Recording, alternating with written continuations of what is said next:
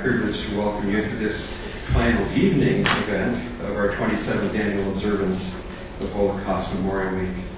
My name is Tim Stover, and I serve as a member of the planning team for this observance. Some of you I recognize from other nights, so you know, many of you, that we've had a powerful and stimulating week of presentations, including a range from an anthropological analysis of the Cambodian genocide to last night with a clearer understanding of the complicity of German corporations in the workings of the Holocaust, as well as being enriched by the contributions of literature to our collective memories of the Holocaust. And in a sense, we will continue with that this evening. So before moving into this evening's program, I want to remind you that the final event for this observance is tomorrow, Friday, the Student Social Justice Conference, and it will be held in the Journey Room in the Memorial Union, beginning at 10:30 a.m. and running with different components of the program on until 6 p.m. And the theme for this second annual conference is focused on social justice in policy and education. And among the events scheduled will be a slide presentation on aspects of Poland that recall the Holocaust in memorials such as the Warsaw Ghetto, the Jewish Museum in Warsaw, and the Majdanek death camp. So this presentation is going to be narrated by OSU students who recently returned from a trip to Poland, and they will also be leading a discussion following the slides. This event tomorrow is being co-sponsored by the OSU Intercultural Student Services Program and the Master of Public Policy. So, tonight, the work of neuroscientists in our midst is confirming what we seem to have known empirically for millennia, that we as human beings are storytelling creatures. And through our sharing of stories, we are enabled to move ever deeper into our own selves, as well as to move ever further beyond our own selves into experiences which have never been our own in a direct sense, but which nevertheless become real for us through the imagination and skill of the storyteller. Henryk Grynberg, who is our speaker this evening, is a storyteller. Born in 1936 to a large Jewish family, he was born in Warsaw, Poland. His family was not necessarily a Warsaw family. His stories draw on his own experiences as a child survivor with his mother in the face of the death of his many family members and their efforts at escaping the death-dealing ravages of the Holocaust. In his vocation as a storyteller, he also draws on the experiences of the many around him to tell stories of those who died during the war, as well as of those who lived, who survived and lived on afterwards, whether it was in Poland or in the United States, but who as survivors struggled to come to terms with their own memories and the fact that others did not remember. He's been described as a chronicler of the Polish Jews, and his writings as a novelist, poet, and essayist have been recognized by a number of major awards, including recognition of his book, Victory, which in the year 2000 was listed as one of the 100 greatest works of modern Jewish literature. Mr. Grynberg is motivated by a desire to tell the stories of those who did not live to tell them themselves. Of such victims, he has written, "I search for them, I persuade them, and sometimes they return in order to exist a little on my lonely pages." So you will find some lonely pages available for sale in the lobby outside, and even by signing by Mr. Grynberg following the presentation. So I'm going to invite you in a moment to join me in extending a warm OSU welcome to him. He said over dinner that he, in a sense, has kind of a contrary spirit. And he's the kind of person who, if he goes into a bar, he doesn't order the usual, but it would be the unusual. So I invite you to join in providing an unusual OSU welcome to Henryk Grynberg.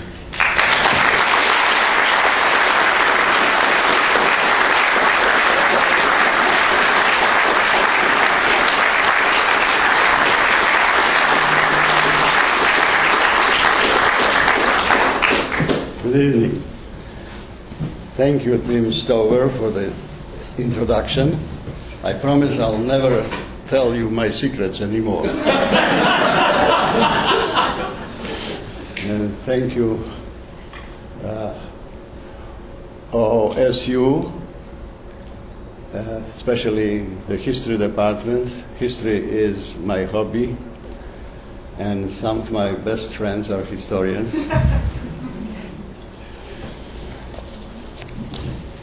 Tonight I'm going to tell you a story of my experience as a writer, which has a lot to do with the commemorations nowadays of the 70 years of the Holocaust, 70th anniversary. For me, actually, the anniversary was last year. 1942 was the worst year in Jewish history, not 1943. 1943 was the end of the catastrophe. The worst things happened in 1942, and most of the Polish Jews were annihilated in 1942. One day at the end of summer 1959, in a cafe in Łódź, which was then Poland's second largest city, a fellow graduate of Warsaw University's Department of Journalism told me in detail about his well-paying summer job as a manager of a crew of grave diggers. He and his men crisscrossed the country by trucks, exhuming and reburying the remains of people killed during the war, often in mass executions and buried in mass graves. In such cases, the crew earned good money because they were paid by the skull, per skull.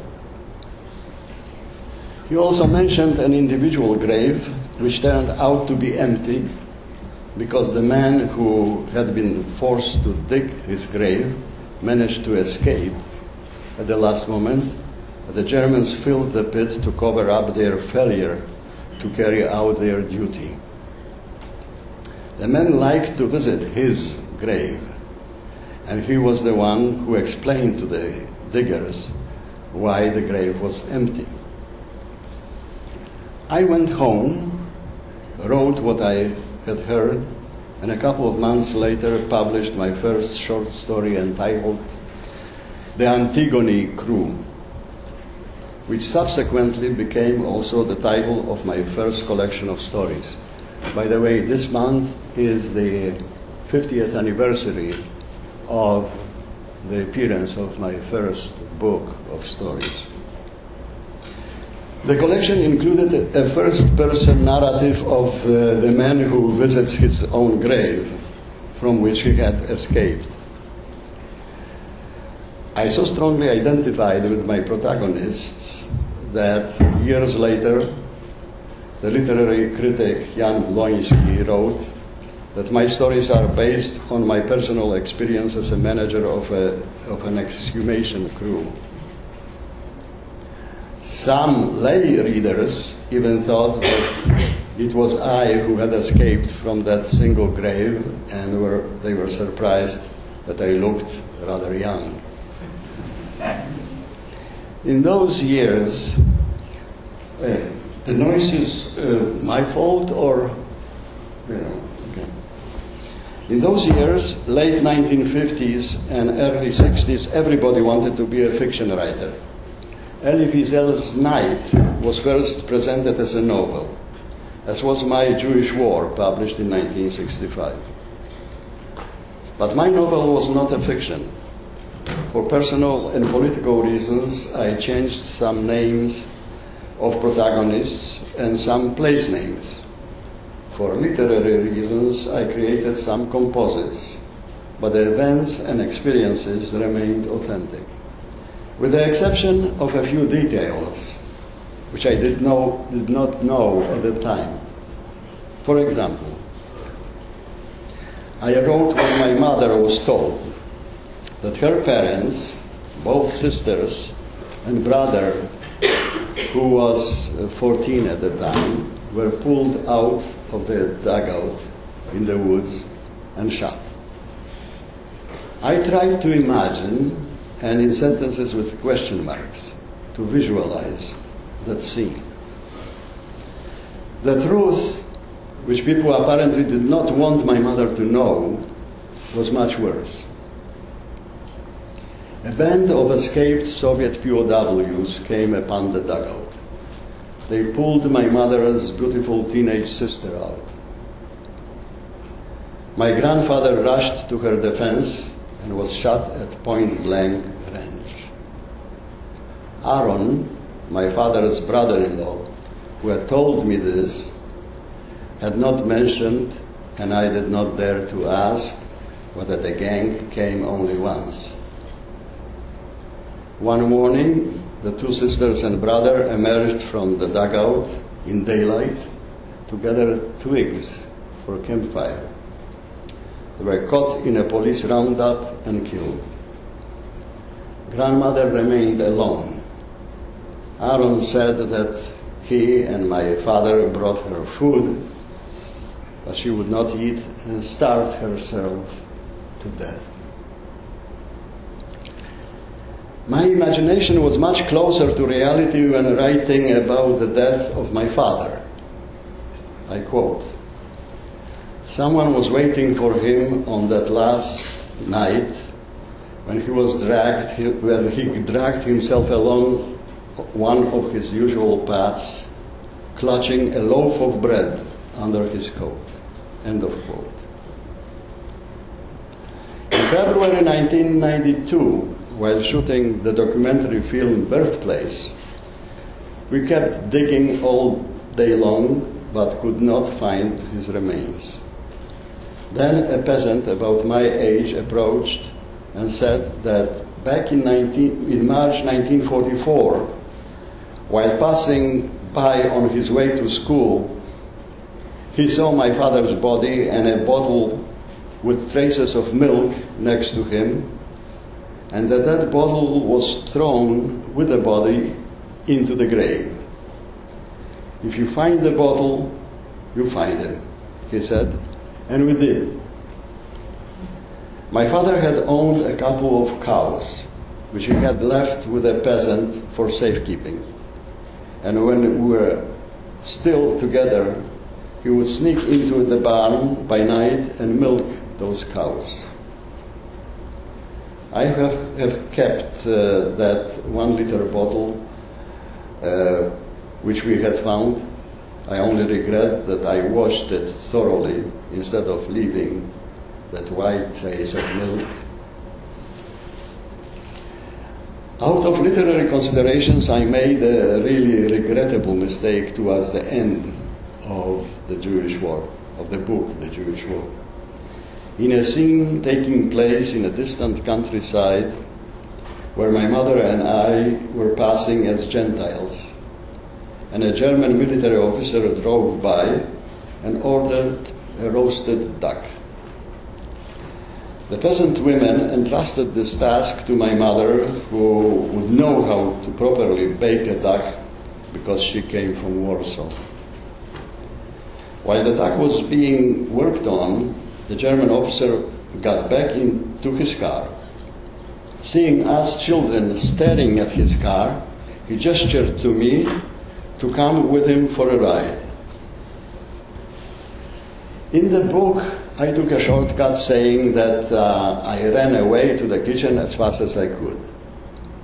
But in reality, I did go for that ride.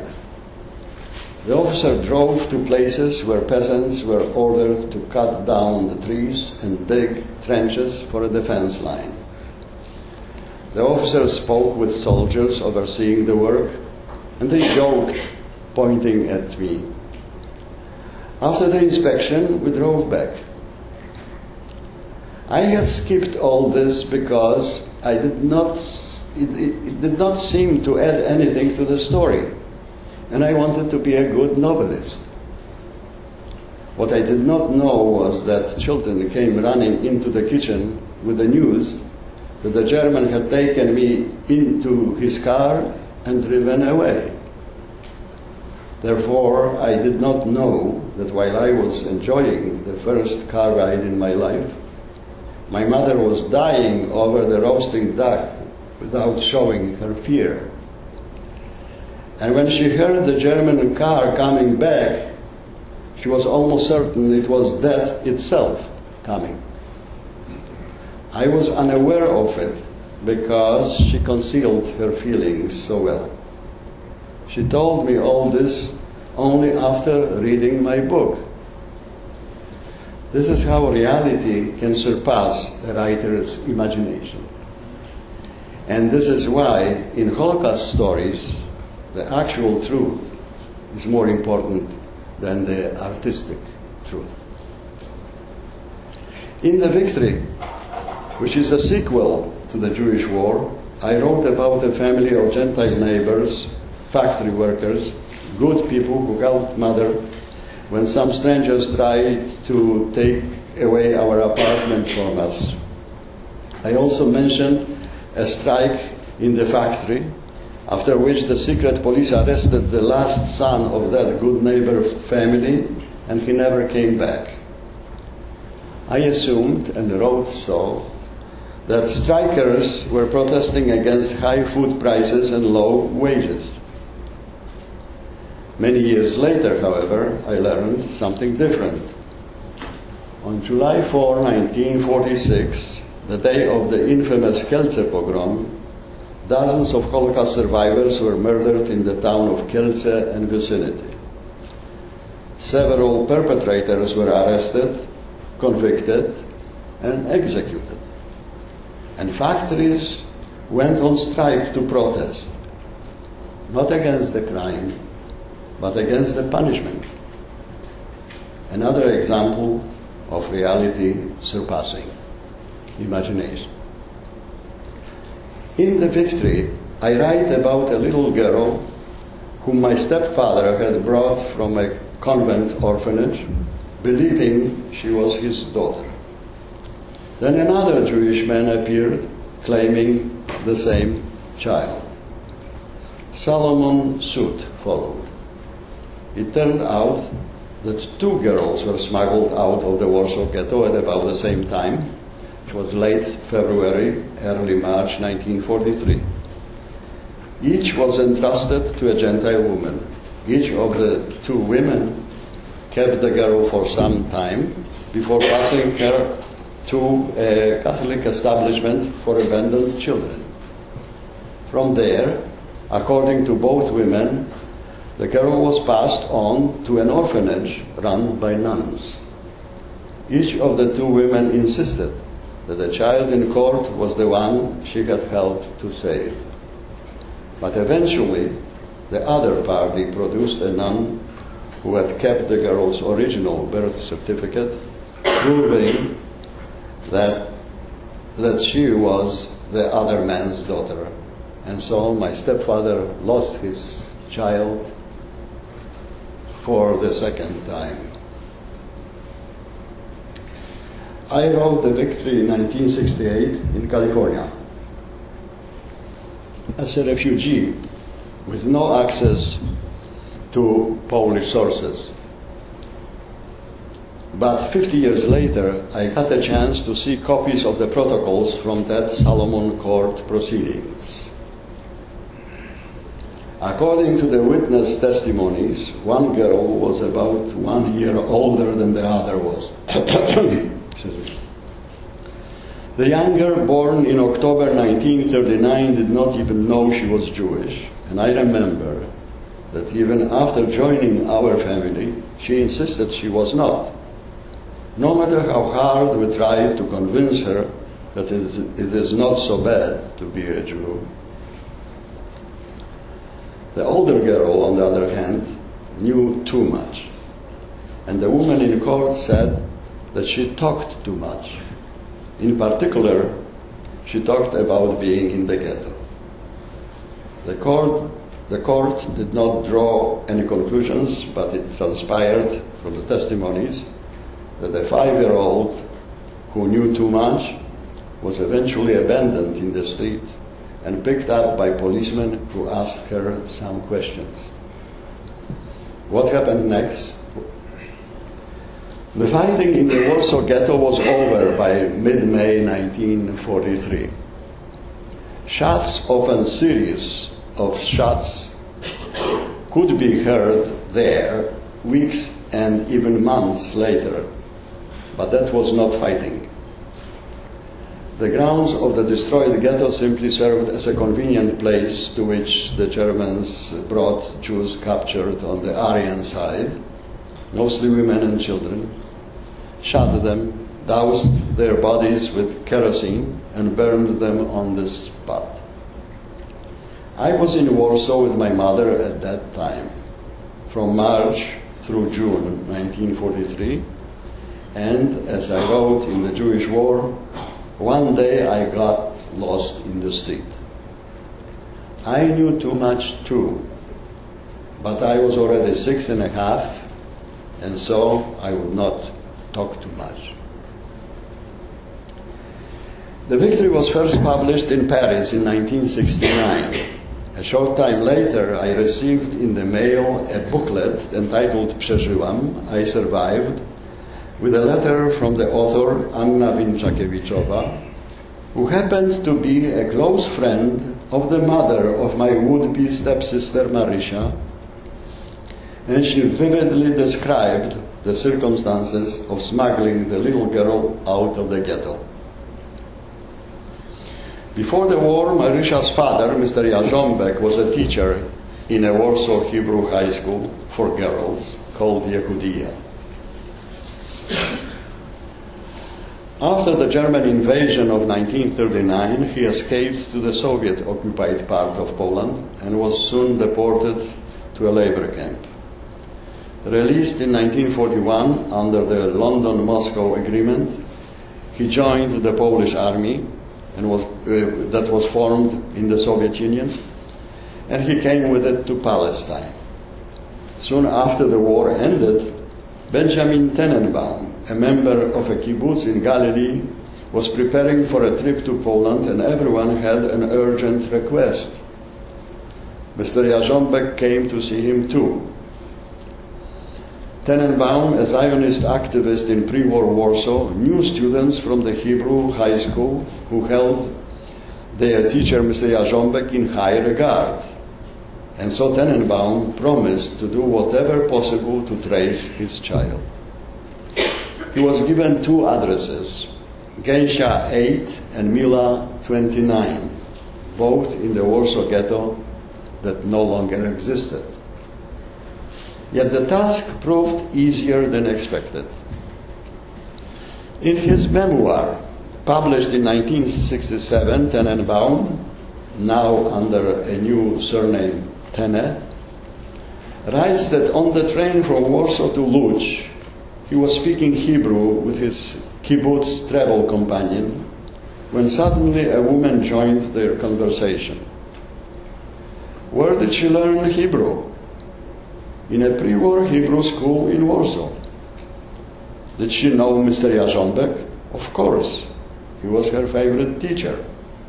Does she know anything about his little daughter Marysia? Of course. Her own niece Ada and Marysia stayed with the same Gentile woman on the Aryan side. By the way, Ada, who was 10 years Marysia's senior, testified in that Solomon court that I mentioned before. Thanks to Amnabin, the ghetto friend of Marysia's mother, I met my would-be stepsister again in Paris in 1981, and years later in Warsaw, the city where we both were born. Marysia died in December 2003, and I became an uncle to her son, Krzysztof Korzelski, a viola virtuoso. He had found copies of the protocols from the court proceedings in his mother's papers and passed them on to me. He was a good friend of Ada, who lived in Tel Aviv. Ada said that 18 children from the ghetto had passed through the tiny apartment of that Gentile woman, Helena Majewska, where she and Marisha stayed in the spring of 1943. She said that Mrs. Majewska was very good to the children and never took more money than was necessary for feeding them. The good woman's husband, a communist, was deported by the Germans to Gross-Rosen concentration camp and never came back. German professor Götz Ali, in his study Hitler's Volksstaat, translated to English as Hitler's Beneficiaries, Plunder, Racial War, and the Nazi Welfare State, writes that German soldiers, who were much better paid during the war than any other armed forces, including American, sent home millions of packages from the starving occupied countries. The packages were, I quote, filled with items that had been plundered, bought at bargain prices, or left over from food rations. End of quote. What the author fails to mention is that those items were very likely plundered from Jewish homes and shops, because that was the first thing the Germans did after taking a Polish town or a Jewish shtetl. Such details are well documented in Jewish diaries, memoirs, and chronicles, including my book, Children of Zion, which was published in German as Kinderzions in 1995, and is based on testimonies taken from Jewish children and later stored at the Hoover Institution. The German plundering of Jewish households continued later on in the ghettos. How is Professor Ali's study relevant to my stories? In The Victory, I write about a light regime sanatorium for sickly Jewish children in the Sudeten Mountains, where I had spent a long and snowy winter of 1946-47. We had dozens of sleds and skis of all sizes there, especially for children. We knew they must have been German sleds and skis, but we never asked how they were gathered there for us. Half a century later, I came across information that during the mass bombardments of German cities, particularly in the last winter of the war, the Germans sent their children to the Sudeten Mountains, just as the British sent theirs to the countryside during the bombardments of London. Thus, our well-equipped sanatorium must have been a safe haven for German children, and it was their sleds and skis that we enjoyed there. We also most likely slept in their beds and on their mattresses, and ate with their spoons and forks. On the other hand, Götz Ali writes that, I quote, German victims of bombing raids wore the clothing and slept in the beds of those who had been murdered. End of quote. If so, then perhaps we slept in Jewish beds and ate with Jewish spoons and forks after all. Perhaps even the German-made sleds and skis were previously owned by German Jewish kids, such as Anne Frank and her sister Margot. This is how reality resurfaces, and puzzles fall in place when one writes documentary prose. My above-mentioned documentary prose, Children of Zion, originally published in Warsaw in 1994, is a selection from 871 testimonies of Jewish children whose families managed to get out or were forced out of German-occupied Poland to the Soviet zone and were less then a year later deported to slave labor in the Soviet North and East, where they suffered heavy losses. Released from there a year later under the London-Moscow Agreement, they moved south and became homeless in overcrowded, typhus-infected Soviet Central Asia, suffering even worse starvation and even heavier losses than before. As orphans and semi-orphans, they were evacuated in 1942 with a newly formed Polish army to Tehran, and from there by the Jewish Agency to Palestine, where they were called the Tehran children. They came mostly from small towns, and they spoke about mass murder of Jews and economic destruction of those little-known Jewish communities that began as early as September, October 1939, which means long before the so-called final solution. Their accounts also confirm that mass deportations by freight trains to slave labor camps were not exactly a Nazi or German invention. By the way, I cannot understand why a great power that benefits from lucrative exports of oil, natural gas, and nuclear technology and weapons does not and is not even asked to pay compensation for unlawful slave labor and so-called wrongful deaths of hundreds of thousands of innocent foreign civilians, mostly Poles and Polish Jews. Children of Zion is a horizontal composition of children's voices, cleansed of the stifling bureaucratic style of the protocols from which they were selected, but without adding a single word.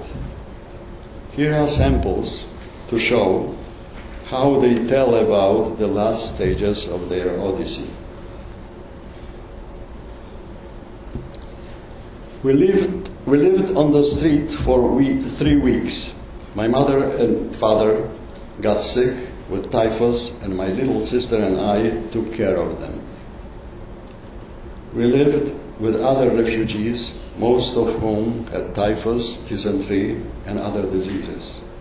They refused to take them to hospital, and most of them died as they lay next to us. We slept in the open, and my parents caught a cold. I tried in vain to get the hospital director to admit them.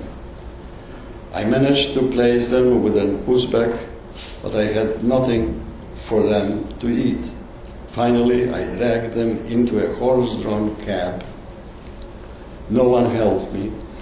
I dropped them in front of the hospital and went back on foot. I was feeling sick, and I knew I had typhus. By the way, English doesn't distinguish grammatically, and we don't know when it's a girl or a boy saying this. In this case, it was a girl. In Polish, it's easy because you always know by the ending of the conjugation. Many died on the street, and there was no one to bury them. My 5-year-old brother Zisel got sick. I went every day to the hospital to find out how he was. One day I found his little bed empty. They told us he had died and had been buried, but they refused to show us his grave. I went to find out how my brother was feeling. They told me he had died in the night. I sat in front of the hospital all day, waiting to take my brother's body to the cemetery. In the evening they told me that the funeral had already taken place, but they refused to show me where the grave was. My father was taken to the hospital, and I never saw him again. I don't even know where he's buried. I saw my mother fall asleep in such a strange way, and then became as hard as stone. For 4 days I sat by her and guarded her. Then some strangers came and took her somewhere. Papa slid off his straw mattress onto the floor. I tried to drag him back, but he was very heavy. His eyes had always been blue, but now they were of a completely different color, and tears were running from them. I saw my mother die, then my father. They both died of hunger. My father and mother got sick with typhus. They refused to give us a card to take them to the hospital. They died on the same day. We cried all night, and the next day buried them ourselves. My father was 42, my mother 41. I sold their clothes to bury them in the Jewish cemetery in Bukhara, and I had a gravestone erected for them. My brother Shloime died on the way to the hospital, and Aaron in the hospital. We knew we were dying. In the orphanage, we would get 400 grams of bread a day, but we were afraid our father would die of hunger, so my little brother and I would eat only half and give the rest to him so he wouldn't die.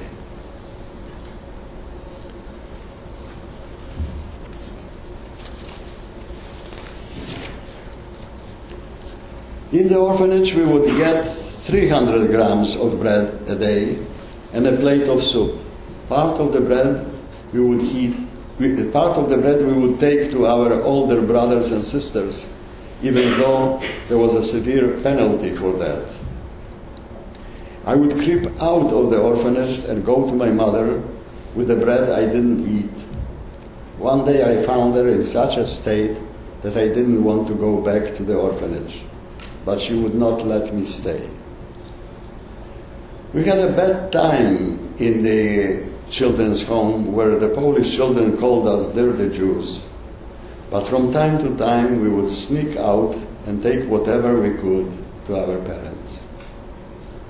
Since leaving for Tehran, I've had no news of my family, and I am proudly the only one who survived. I didn't say goodbye to my mother because I was afraid they would find out I wasn't a complete orphan. What became of her, I don't know. To this day, I don't know whether my father is alive or where he is. Where my parents and brothers are, I don't know. We were 7 brothers and sisters, only I survived. I had 6 brothers and 3 sisters. Now I am all alone. When I was left alone in the world, I was brought to Palestine. We were 4 children in our home, but only I came to Palestine.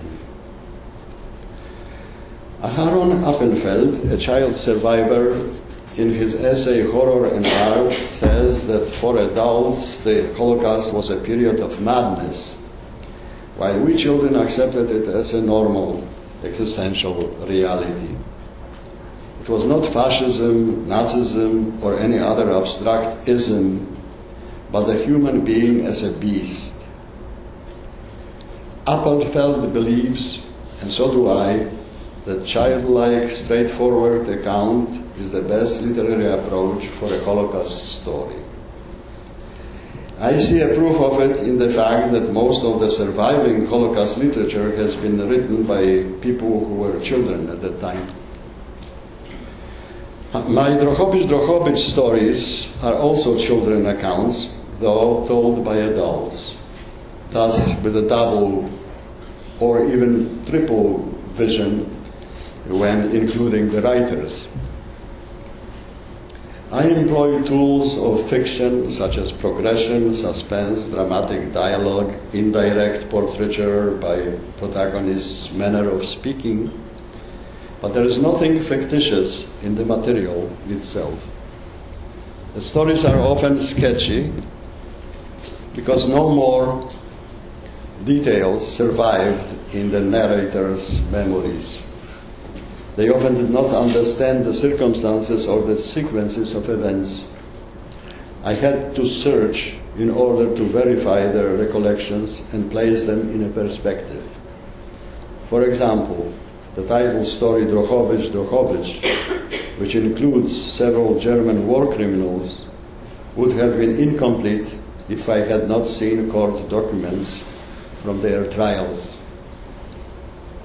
Most Holocaust stories follow a pattern.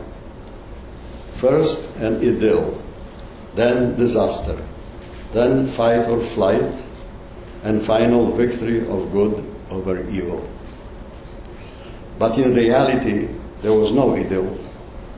Yes, there was a disaster and fight or flight, but no victory or happy ending.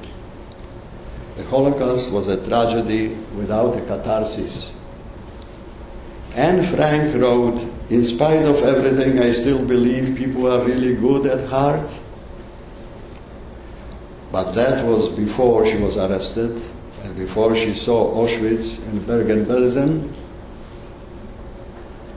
Professor Alvin Rosenfeld, in his 2004 lecture at the U.S. Holocaust Memorial Museum, entitled "Anne Frank and the Future of Holocaust Memory," has expressed doubt that she could have retained such optimistic view when dying an inhuman death with thousands of others. Another girl of Anne Frank's age, who was dying in Bergen-Belsen barracks at the same time but somehow survived, says at the end of her narrative in one of my stories, "The world had ended and I was supposed to go on living. I didn't know how."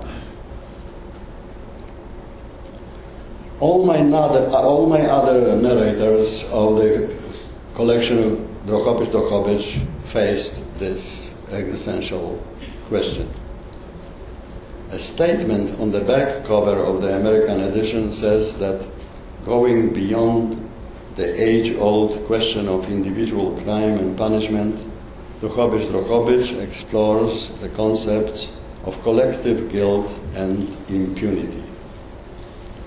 I would rather call it collective crime and impunity, which is a modern phenomenon because it is impossible to administer an appropriate punishment to millions of more or less equal participants, as in the case of Hitlerism and Stalinism, where the guilty, according to the Jewish biblical law, include the bystanders. If you are a bystander of a crime and you do nothing, you are guilty. And you are punished in the biblical times. Primo Levi, the author of excellent documentary prose, made the mistake of writing a Holocaust novel. It has a Talmudic title, If Not Now, When. His intention was to honor those, quote, whether few or many, who in their desperation found the force to oppose the Nazis. Primo Levi was an Italian who was made a Jew by anti-Jewish legislature and persecution. Auschwitz was the place where he first encountered unassimilated Jews. In order to write the novel about them, he studied books on Jewish culture, but his novel is based on misconceptions.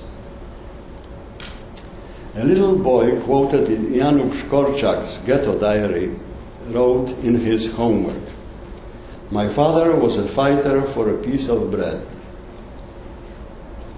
For in the war against unarmed civilians, which I had called the Jewish War back in 1965, fleeing, hiding, and getting food for a starving family was a desperate fight and defiance.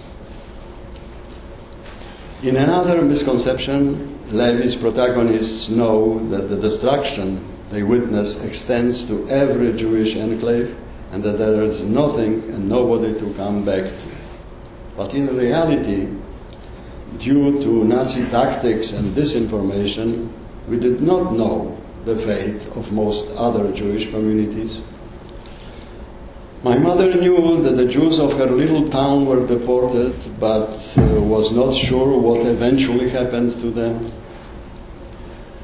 We, my mother and I, saw from the outside the burning of the Warsaw Ghetto, but we were not sure what had happened, what had been done to its previously deported inhabitants. After the liberation, protagonists of Levi's novel do not look back and leave for Palestine. This is not authentic. My mother, as most other survivors, rushed back to her hometown to see who else has survived. Unfamiliar with the territory and its background, Levi the novelist makes numerous other factual errors that prove his story is fictitious. For example, quote, "The Polish partisans of the Interior Army, the old guard who fought the Germans since 1939 Blitz, were absorbed into the Red Army." End of quote.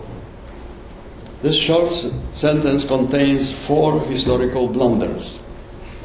The underground Armia Krajowa was called Home Army, not Interior Army. It is a important semantic difference. Set up in 1942, it consisted mostly of people who were too young to have fought in 1939. The old guard was either dead or in POW camps or fighting with the Allies on distant fronts. The Home Army was not absorbed by the Red Army. Some were drafted into the Polish Communist Armed Forces, while others dispersed or were deported to the Soviet slave labor camps. My point is that Primo Levi wrote better prose when he relied on his own knowledge and experience rather than on secondary sources and literary imagination. Patrick de Bois, the French priest who searched the territories east of today's Poland, writes in his book, The Holocaust by Bullets, that 1.5 million Jews were killed in those lands by German bullets before they invented their industrial death machine and gassed most of the Polish Jews, mostly in 1942. As Timothy Snyder pointed out, I quote from the New York Review of Books, 2/3 of the Jews who would be killed during the war were already dead by the end of 1942. Therefore, in his words, Auschwitz as symbol of the Holocaust excludes those who were at the center of the historical event. Auschwitz as a death camp started to operate in the mid-1942. And so Primo Levi, who knew all about Auschwitz, did not experience the main part of the Holocaust. This can be also said about Anne Frank and Elie Wiesel. A novel by Heinrich Böll, Woe Vows to Adam, Where Have You Been, Adam, is part of the German literature of ruins and ashes, or stories that begin at the end or near the end of the war. The main heroes are usually tired, helpless, frustrated pacifists who allegedly had been forced to act against their conscience and convictions and now are abandoned and left to the mercy of fate. The question in the book's title, Where Have You Been, Adam?, is answered sort of by the subtitle. A world catastrophe may serve, among others, as an alibi before God. Where have you been, Adam? I have been in the world war. This is true. But we meet the tired German Adam not in 1939, not in 1940, 41, 42, or even in 1943, when those Adams were still winning and domineering, and when most of them were plundering, if not murdering. Getz Ali, in his study about Hitler's beneficiaries, writes that the mood among German Adams was optimistic even at the very end of 1943, 1 year after the defeat at Stalingrad. Henryk Grynberg himself, the Nobel laureate, knew that firsthand, for on December 31, 1943, as German soldier, he wrote in a letter from a military hospital in the Ukraine that he is thinking, I quote after Professor Ali, about the possibility of a colonial existence in Eastern Europe as soon as the war is won.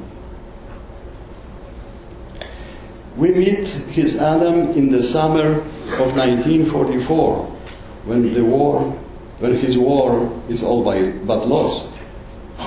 To enhance his hero's alibi, the author allows him to quickly fall in love with a Jewish woman, although, as he admits, it was very difficult to love a Jewess during the war, end of quote.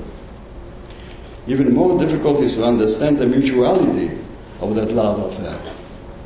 For what could a Jewish woman hope for in an intimate relationship with a German, especially one in a military uniform, in the summer of 1944? For all those reasons, Henryk Grynberg's novel increases my distrust of fiction on this touchy subject. For novelistic reconstruction, nothing is more important than the choice of language, such as the inserts of French in The War and Peace. For this purpose, the Swedish author Stem Sandberg needed Yiddish in his novel Da Fatiga in Łódź, Poor People in Łódź, translated to English as The Emperor of Lies. But Yiddish had at least 4 basic dialects: Central Polish, Galicianer, Litvak, and Volhynian. For example, the well-known song of Jewish resistance fighters begins with the line "Zog niet keinmor als du gehst dem letzten Weg." But it was written by a partisan from Vilna. Because it was written by the partisan of Vilna, from Vilna. But at the post-war ceremonies in Łódź, it was sung "Zug nicht keinmol als die Geist dem letzten Weg." It sounds different, doesn't it? By the way, I have a problem with its music too, which originally was a march of Cossack cavalry. You can clearly hear the beat of horse riding. The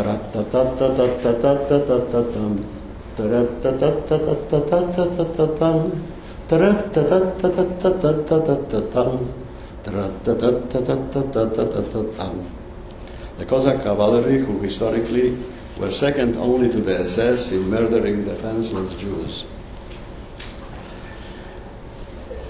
Stem Sandberg's novel, taking place in Łódź, is decorated with mainly Litvak Yiddish, often distorted and mixed with some elements of the actual speech of Locher Jews.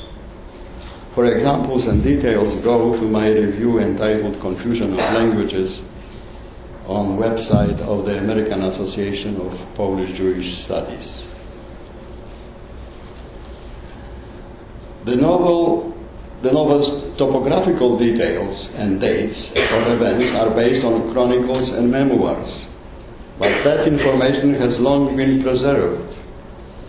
It is the language, the main color and flavor of the annihilated culture, that needs reconstruction and preservation.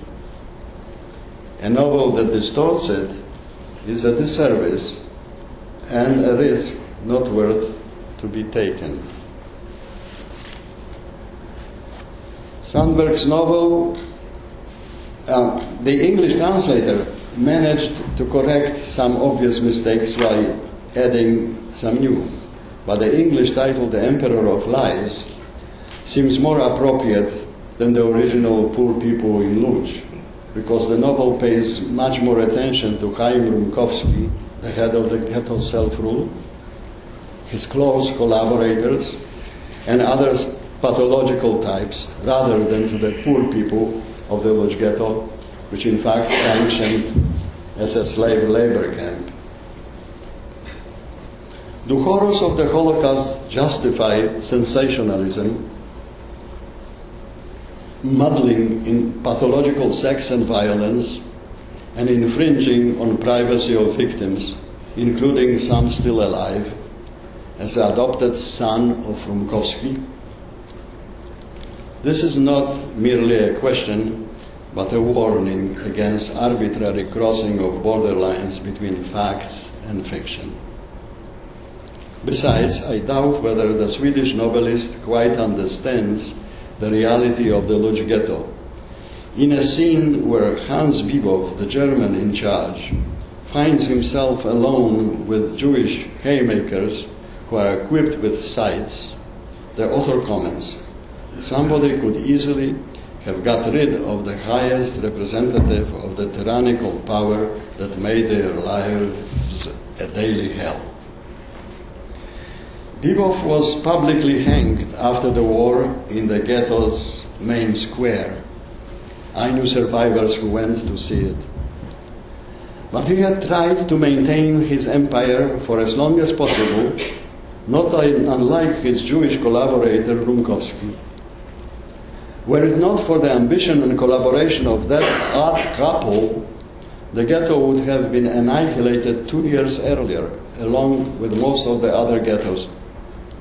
It survived until August 1944 and could have been saved if Stalin had not stopped the Soviet offensive for half a year on the Vistula line. A book published in Gdańsk, Poland in 2005 tries to pass as documentary prose. Entitled "Każdy przyniósł co miał najlepszego" or "Everybody has brought their best thing," it consists of seemingly documented letters, press reports, testimonies, and first and third person narratives. The author, Mieczysław Abramowicz, lives in Gdańsk, and his stories are placed in the city and its vicinity in the period from the last quarter of the 19th century to the present time. One chapter is a sequence of letters to and from the police regarding several Jewish suspects of anti-state activity, with dates, full names and addresses, and of intercepted by the police private correspondence between those persons, while their lives become increasingly Kafkaesque. Next chapter consists of letters dated in 1935, most of them written by a Yiddish actor and theater director Rudolf Zasławski, including 3 to the well-known Yiddish actress and theater director Ida Kamińska. There is even a telegram signed by the actor Buzgan, no first name mentioned, who, according to the correspondence, was brought over from Warsaw to substitute for Zasławski, who had died of injuries after an attack by Nazi thugs. Zasławski's letters to Kamińska would seem authentic were it not for their fancy Polish and its spelling of the 1930s. I knew Ida Kamińska quite well.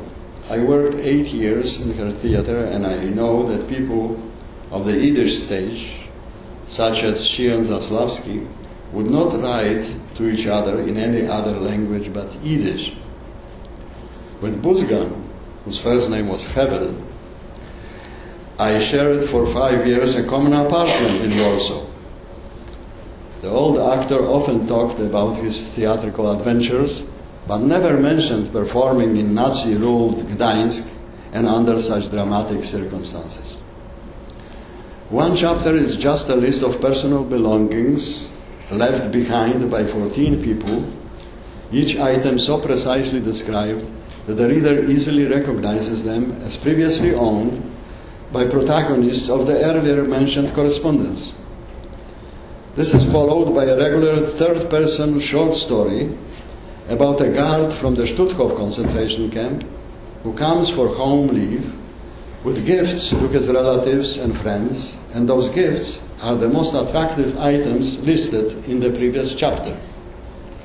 A chapter on a brother and sister who find each other after almost a lifetime of separation caused by the Holocaust resembles a well-known story, a story known from the press, from press reports, except here the siblings are twins who moreover do not wish to confirm their blood kinship and tend to stay together even at the cost of breaking up their respective marriages. A family photo is provided, with no explanation who actually is in it. Most surprising is the first-person narrative, almost by the end of the book, of a Jewish man who has not survived his story. In fact, he describes his own execution, which we had not escaped, and only at the very end of the narrative we realize it is a monologue of a dead man. The book seems to be an attempt by imagination to take over reality. While I admire its artistic merits and the non-Jewish author's sincere empathy, I am afraid that in the subject of the Holocaust, such approach leads to confusion of facts with fiction, shows the way for deliberate distortions or falsifications, and may cause an avalanche of misinformation that could bury the reality. Another case in point is a successful play entitled Our Class by Tadeusz Słobodzianek. The classroom is shared half and half by Gentiles and Jews, with good and evil distributed to both parts. And wrong is done to both sides. First to the Gentiles, and, as in a Western, it calls for revenge. Although the wrong done to the Gentiles under Soviet occupation cannot quite justify the subsequent mass murder of the Jews, it nevertheless serves as an attenuating circumstance. Comparing and equalizing is the play's leitmotif. 3 Gentiles in revenge beat a Jew to death, but almost equally brutal is the Jew beating 2 Gentiles in revenge for the revenge.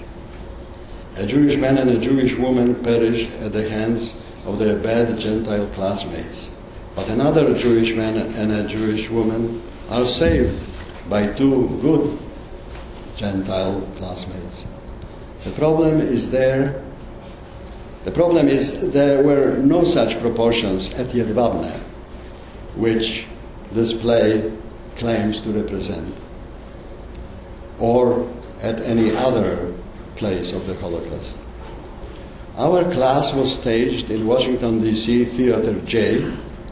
J stands for Jewish, and was very well received by the mostly Jewish audience. In a discussion following the show, panelists emphasized its complexity. But this kind of complexity would be more in place if the subject were a civil war, not the quite one-sided collective mass murder at Jedwabne. No less confusing is the play's conclusion. All the villains are tormented by phantoms and bad conscience. One is killed by a classmate, another goes mad after losing his beloved son, a third slides to the lowest depths. The Jewish scoundrel also loses his beloved son and commits suicide. Moreover, a good, pious Jew who had lost all his relatives in Jedwabne recreates and regains a no less numerous family in America. Thus, by some simple ethics, his losses have been restituted. And that's not all, because in the very end, comes death, which levels everything and everybody. And ultimately, all the victims, along with the perpetrators, return to their classroom as if nothing had happened. This simple rather than complex morality play would have been wise and beautiful before Jedwabne, but not after. It would also be more acceptable if the neighbors mutually murdered each other, as did the Poles and the Ukrainians in 1943-44 in Volhynia. But there was no such balance or such justice in Jedwabne or at any other place of the Holocaust. Jedwabne was not complex. It was an example of what the eyewitness Aaron Appelfeld calls a blow to the main pillar of the Decalogue. Thou shalt not steal was another pillar of civilization, hit in the same simple manner at Jedwabne. Yet in Washington, D.C., this clever play was staged under a slogan, remembering/representing the Holocaust. This is how far and how successfully an imaginary fiction distorts the reality it pretends to represent. Documentary prose is more difficult to write than fiction. It is much more constrained. There's not much freedom of expression in documentary prose. It cannot be easily manipulated or colored by figures of literary speech as fiction can. It gives little space for maneuver and demands much more responsibility. The proof is in translation. A Holocaust documentary prose is more than a story, it is a testimony. There is a tremendous difference between a statement, as in the title story of my collection, Drohobycz, that the SS men had Bruno Schulz make his portraits, and, as in the German translation, that the SS men allowed Bruno Schulz to make his portraits. If the arrow cross on the sleeves of Hungarian fascists in the story Hungarian Sketch is translated as two arrows over a cross, über dem Kreuz, it undermines the credibility of the narrator as a witness. It is likewise in the story Without a Trace, where a mansion in an actual town is translated as Schloss or a castle. One night, the narrator, a homeless 12-year-old girl on her own, manages to steal a pair of boots, which in the German edition appear as Pantoffeln, or shoes. And the narrator tells us that those stolen boots saved my life that winter. We believe her, because the winter in that part of Ukraine is severe. But when she says the same about a pair of shoes, we don't believe. Mistranslations of Holocaust documentary prose not only distort history, but inflict additional pain. One of the most painful episodes of the Hungarian Sketch is the one about Dori, a 15-year-old girl with a face, quote, lightly sprinkled with dots of juvenile freckles, which added to her innocent grace. End of quote. Moved by her poignant beauty, a German guard pulled her off the track that was taking women to the gas, and so she lived to the next selection by Dr. Mengele. The translator missed just one word, and instead of freckles, sprinkled her face with pickle, or pimples. Dori was not a fiction, but an actual girl murdered at the threshold of her life, of which nothing has been left except the sketchy story told me by her first cousin, who had been with her in Auschwitz and who now is no longer alive either. Thus, the girl's beauty, preserved by a desperate effort of memory, has been ridiculed by a negligent translator who had not bothered to double-check the dictionary. Something of this sort was done in the first English edition of My Jewish War, then entitled Child of the Shadows. Its first half ends with an epitaph for the father who, I quote, believed in money and did not try to overcome his repulsion to weapons. Were it not for this, he might not have perished from the odious axe of a bandit. This coda was killed in translation, where the phrase repulsion to weapons appeared as dislike for firearms, rendering it ridiculous. As much as I do prefer writing documentary prose, in translation I'd rather be a fiction writer. In her collection of essays, 1,000 Darknesses, Lies and Truths in Holocaust Fiction, Ruth Franklin writes that, quote, those who oppose the idea of literary representation of the Holocaust, meaning fiction, tend to be those who argue most forcefully for the Holocaust's uniqueness. This statement is correct, except for the last word, because unique suggests an event that cannot happen again. Yehuda Bauer, a leading historian of the Holocaust, calls the Holocaust unprecedented, but not unique.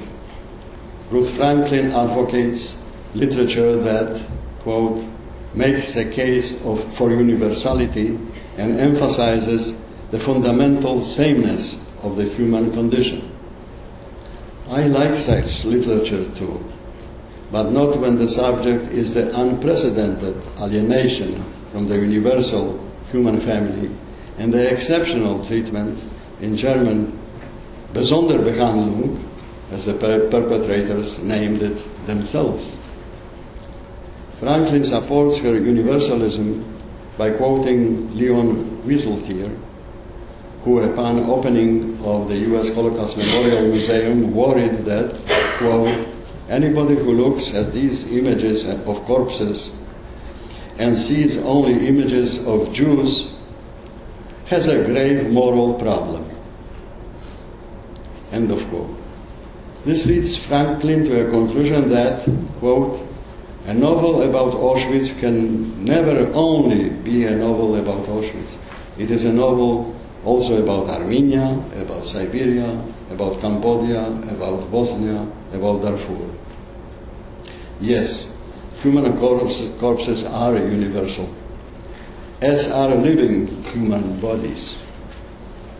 The difference appears with the question, for what reason were they murdered? Anybody who does not understand this has a real problem. Polish historian Ewa Maj has categorized comparing the Jewish Holocaust with genocides of other nations together with the minimalizing of Jewish losses and using the term Holocaust for results of other national conflicts as tools for anti-Semitic deniers of the Holocaust. For psychological reasons, well-meaning Jewish activists describe victims of the Holocaust as 6 million Jews and millions of others. It makes one feel better to be less excluded, of course. But I was both, a Jew and an other, and I remember very well that nobody tried to kill me when I was passing as the other. Była sobie raz Elżunia, umierała sama, bo jej tatuś na Majdanku, w Oświęcimiu mama. In my free translation, there was a girl, Elżunia.